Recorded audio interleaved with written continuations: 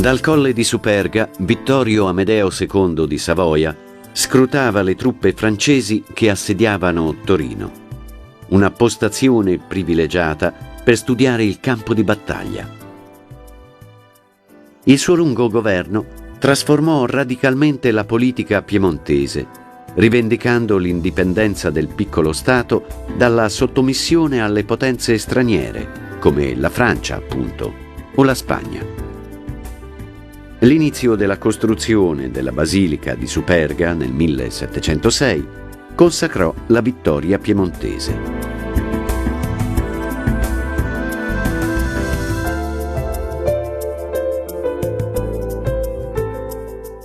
Via Po corre dritta e uniforme fino a Piazza Castello, dove si erge Palazzo Madama, voluto dai Romani come porta cittadina.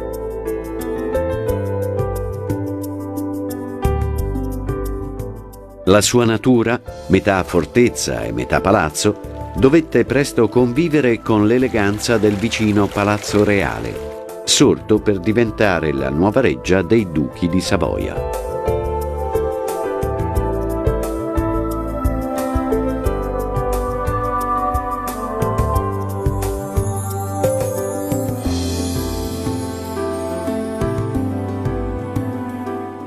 Se le tracce della capitale sabauda sono ancora protagoniste del suo volto odierno, non mancano i segni di un passato molto più lontano. Esempio emblematico è la struttura delle porte palatine, che nel periodo romano controllavano l'ingresso da nord entro le mura cittadine.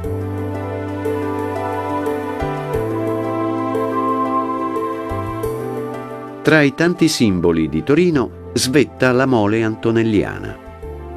Nel 1889, quando fu completata, era l'edificio in muratura più alto d'Europa.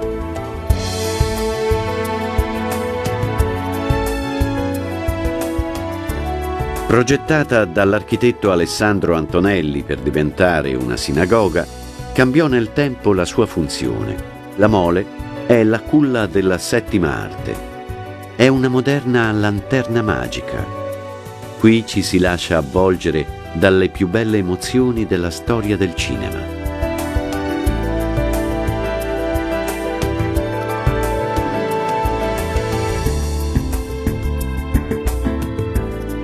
Torino, con il suo passato glorioso, ora è il terzo polo economico del paese, centro di modernità e di sviluppo industriale.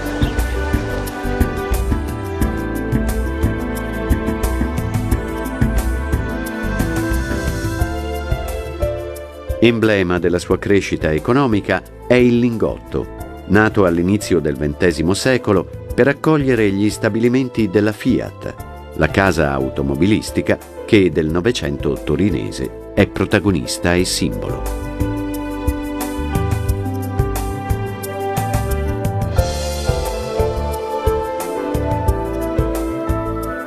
Nel 2006 Torino ha avuto l'occasione di mostrare il suo splendore al mondo, diventando la sede delle Olimpiadi invernali.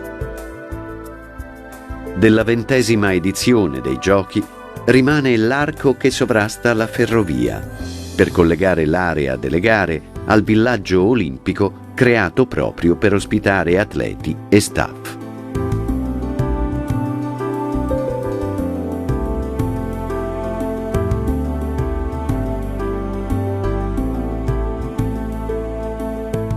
Tra passato e futuro, Torino riesce a essere elegante anche con il suo volto contemporaneo.